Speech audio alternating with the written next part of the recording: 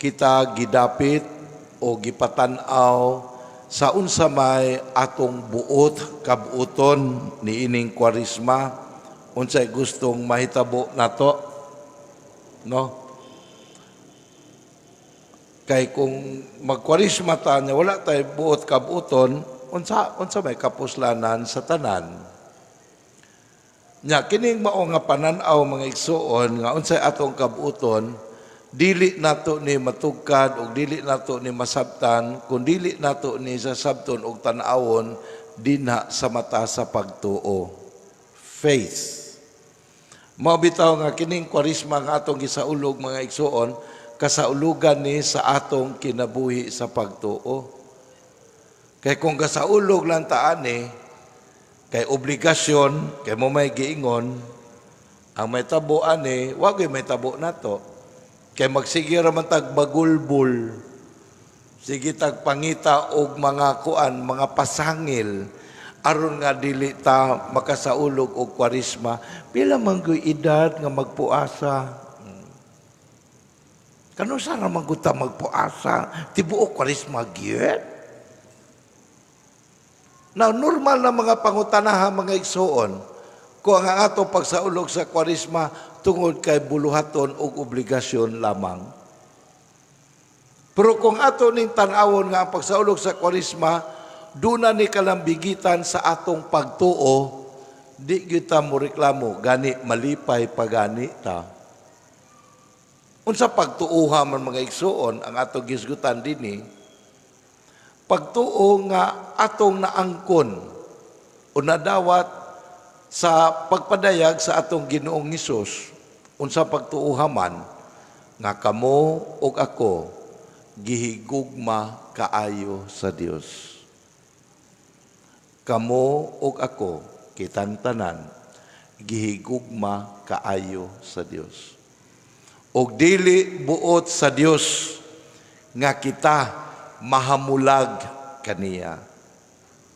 Nga ang kabubuton sa Dios nga kita kanunay mahiusa kaniya mga igsoon.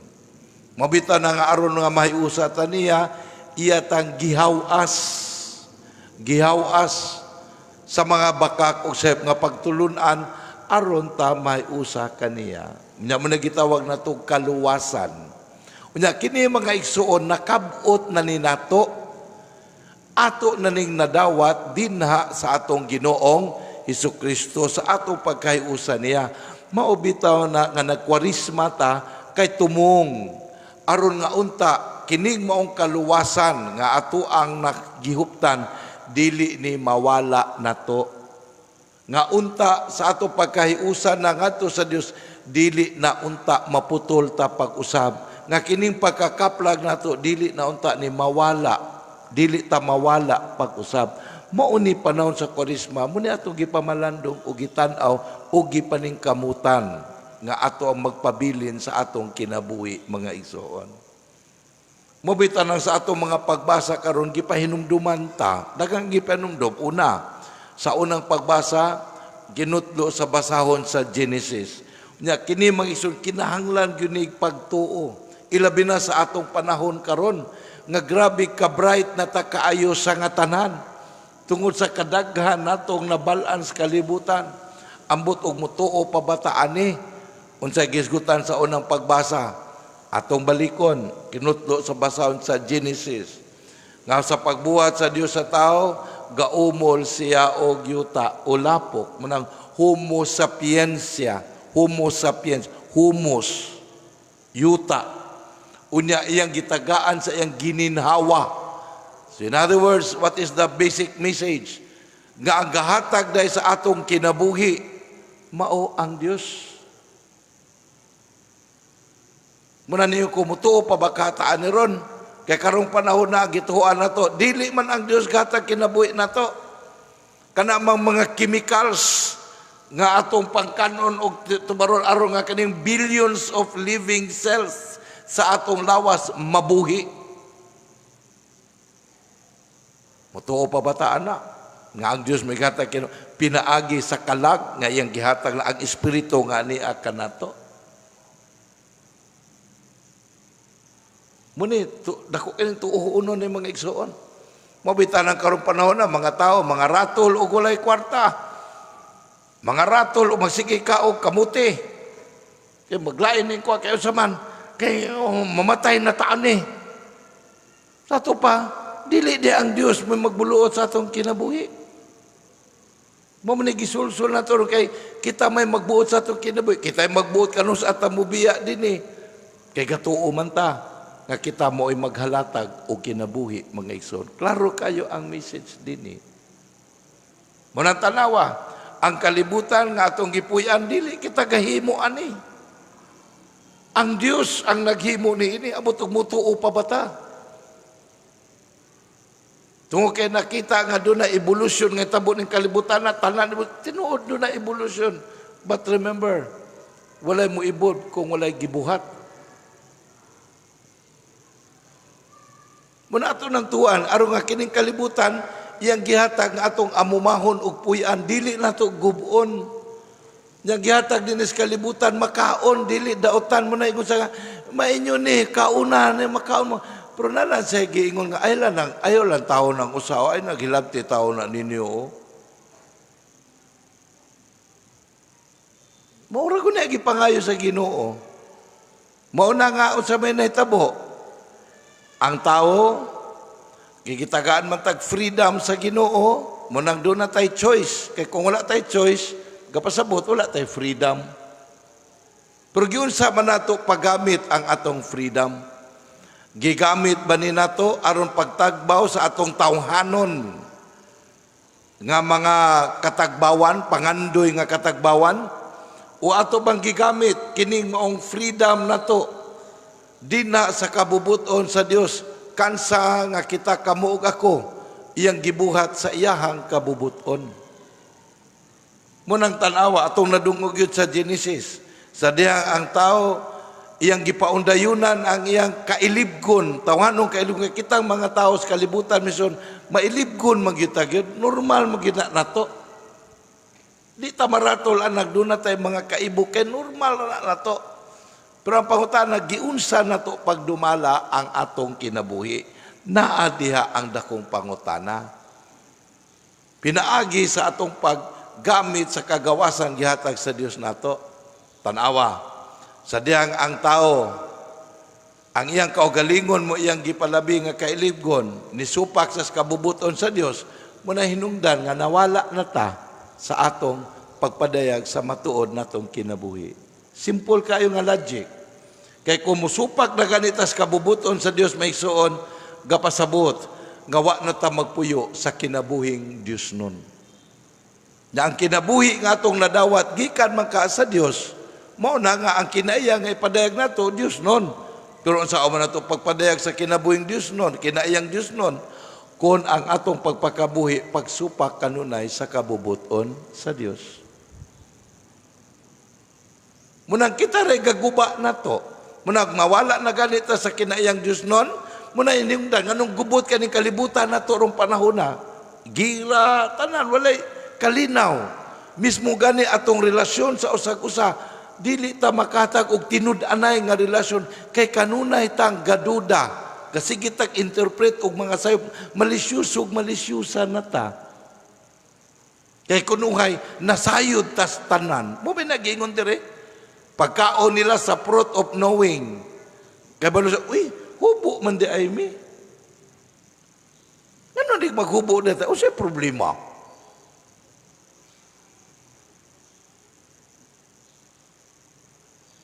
Dili ba?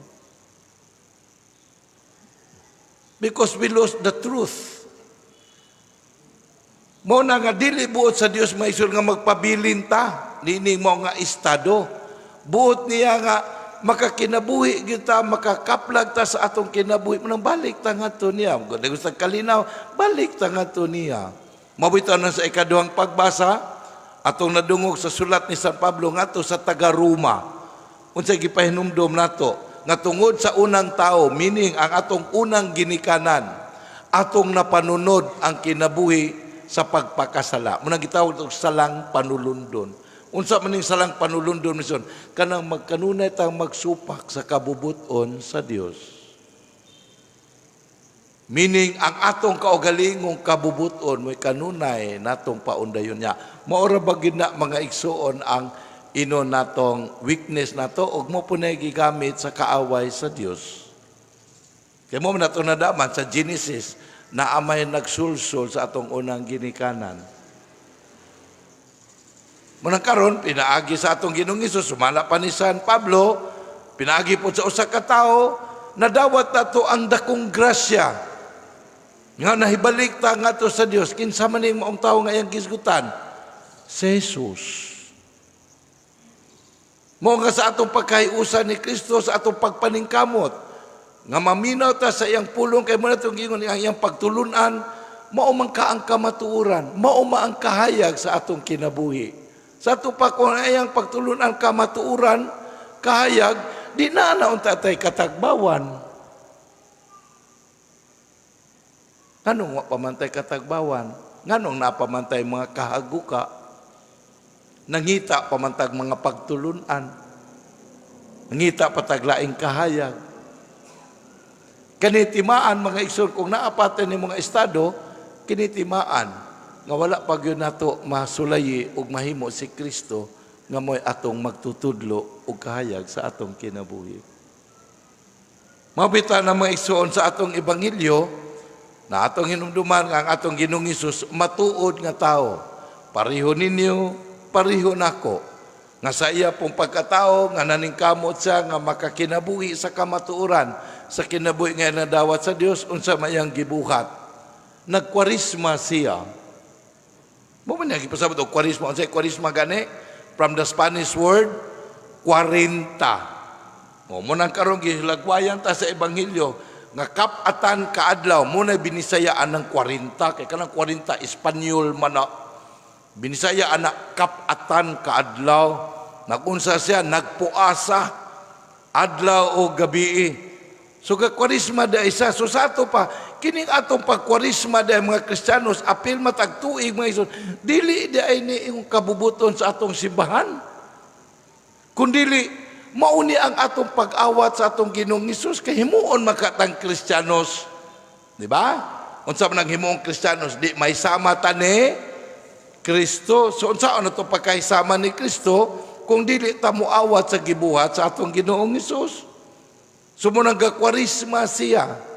Unsa man ang gibuhat sa kwarisma? Nagampo siya, nagkaplag siya sa kabubuton sa Dios. Klaro kayo ang pagpadayag iyang tubag sa tintal sa yawa niya mga igsuon. Na dini ni sa ebanghelyo gipasabtan di ay ta nga ang ato aday nga pagpakigbisog, pagpakigbatok sa mga buhat nga dautan mga igsuon, mauday na atong pakigira, na dati gira kanang gitawag og spiritual war. So nakigira datag espirituhanon mga igsuon. Kaya nga man, kabisan tuod ka ng buhat sa kaayo og sa dili, makita na to na ambot og mutuo pa baka tani ana, pero ang cause ana is lalong kaayo. The influence of the spirits. Unsa ka espiritu man? Espiritu sa kaayo ug espiritu sa kadautan. Ambot og mutuo pa bata ni rong panahon na, kay karon bright naman ta kaayo. Sige tagisgot og psychology. Influences, psychiatry. So asan man itong pagtuo aron?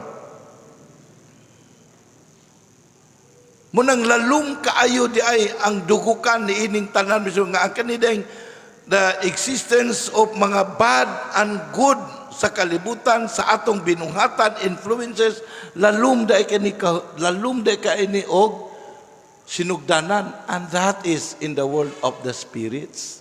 Because ang spiritus mga igsoon, di man na makita, munang nag-influencing na sila, dinhi kanato.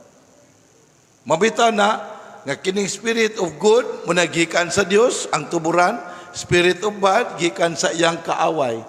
Nang pangutaan na ani, kisay mo daw kaning duha, dipindi ni nato. Kaya kita gitagaan matag freedom sa Dios mga igsoon. It is for us to choose. Kisa man ang padag-o nato sa ato ang kinabuhi. Mao bitaw na nga kining pagpuasa mga igsoon gipasabtan ta mao ni pagmaster sa atong kaugalingon. Kaya ang gigamit ra ba sa yawa mga igsoon ang atong tawhanon nga mga kahuyang. Na, tanawa, balik ta sa ebanghelyo no. Atong Ginoong Hesus sa iyang pagpuasa gigutom gyud siya. Nya unsa may gigutom niya iyang tiyan. And that is the material part sa ato ang pagkatao mga igsoon. Nya mao di ato di ba? Kung ato lang pamalandungan dahil ning atong kaugalingon nga kinabuhi mga igsoon mo ni pagpadayag nato unsa ta dinis kalibutan nga to kay material being man ta munang naapod ang atong pagpangita og material satisfaction. Mga kagutom nato. Pero tanawa, gipasabtan ta nga material things dili gyud na makatagbaw nato mga igsoon. Di gyud makatagbaw nato. Tanawa gigutom ka, mukaon ka, matagbaw ka for a while. Pero katuton na gutomon na punta. So in other words, wala katagbawan. Mukaon ta, aron ta matagbaw, nya ipagawas na po, di gutomon na punta, kabuang. But that is the cycle, that is the material thing. Apan ang question din ron sa man, ato bang palabihon ni siya? Munang unsa may gitintal ang atong Ginoong Hesus sa yawa to be satisfied with material things. Kay mo ni makabuhi nimo. Pero sa may giyon sa atong Ginoong Hesus, ang tao dili mabuhi sa panlamang. Kadumdum mo kato iyang usa siyang pagtulo na nag-ingon. Ang inyong mga katigulangan nangaon og mana apan nangamatay ra gyapon sila. Apan ang pagkaon nga ako ihatag kaninyo mao ni ang pagkaon nga makahatod ninyo sa kinabuhing tunhay. Matuod nga kalanon. Munay pangutana ron mga igsoon. Unsa man gyud tinuod nga kahaguka nga atong gibati. Kay kung material thing nga satisfaction, wa gyud katagbawan nga mahitabo nato mga igsoon. Sa ato pa kinidi atong kahaguka is spiritual thing ni siya. Muna nga ang spiritual nga kahaguka ang makatagbaw ni spiritual food pod. Ug mao na ang pulong sa Dios. To be satisfied with God. To be at home with God. Tanawa, another nga pagtintal sa atong Ginoong Hesus, atong weakness. Gidala atong Ginoong Hesus dito sa templo, anak man ka sa Dios. Ambag din na kay kanon man ka, tagdon man ka ba? Dili ka makuan kay anak ko kaniya. Sa to paghihit na po ang ato ang pride, atong garbo. Kay atong kinabuhi gikan man ka sa Dios, di anak sa Dios, so di gutan niya pasagdahan. Pero unsa may gitubag sa atong Ginoong Hesus, ayaw pagtintala ang imong Dios. Meaning, dili nato pugson ang Dios musunod sa atong kabubuton, kita ang musunod sa iyang kabubuton. Na aron di ta makasunod niya mga igsoon, kinahanglan ni humility. Pero karong panahon na, naapa ba ning pulong humility? Unsa may gitudlo ron sa kalibutan nga magpasigarbuhon ta sa atong kaugalingon. We should be proud of ourselves. Kaya pakita na to nga we are somebody. Di ba? Naiuban din na Bisag dili daot og mata, magpulo ang tiyos gyud aron inong intelihenting tan-awon. Nya pasultihon nimo way unod. Pride mga igso. Ipakita gyud luho kay kag sinina sa sudlay. Nya uman wala dayto sulod ang bulsa. Mas may pa rin di og kagida dalag baluyot pero puno pod. Pero wala man aron panahon na. Nganuman, ang gitudlos kalibutan mission kinahanglan we evade ta og humility because humility can lead us to obedience. Kung naa ang humility nato son mahimo tag masinugtanon sa kabubuton sa Dios. But if we will be proud of ourselves, wa gyud katumanan ang kabubuton sa Dios dinhi kanato. Muna makita, kung garbo ganita, di kita mahimong Kristiyanos. Muna garbo ganita, wagoy kwarismang mahitabo nato. Dahil atong kaugalingon mang atong palabihon mga igsoon. We cannot tame our pride kung wala humility. Ikatulo, unsay giingon dinhi, gitintal sa atong Ginoong Hesus. Gipakita na maimo ning tanang gingat sa pamagamhanan kay ka. Power. Mao man kuando gitudlos kalibutan, naggubot ka ita kay puros tanan mo dominar. Pero sa may Diyos atong Ginoong Hesus, ang Diyos lamang ang inyong alagaran. Pero sa may naitaburon, daghang kitang gamhanan. Mga Kristiyanos, maglibog ta, gapagamit sa mga daotang politicians. Nya Kristiyanos ka, kay kapaha doon na kay laing hari sa imong kinabuhi. Dili man si Kristo may atong hari. Munang unsaon man pagkahimo na tong Christian society. How can we create a Christian community with a Christian culture binase ni Christ kun ang atoang sundon dili si Kristo kun dili ang mga daotang politicians. Na mo man giapas kadaghanan nga masuot tag data politician kay nagtuo man ta nga ang langaw nga mupatog karabaw mahimo pod siyang karabaw. But for us Christians meson dili ni mao ang atong values.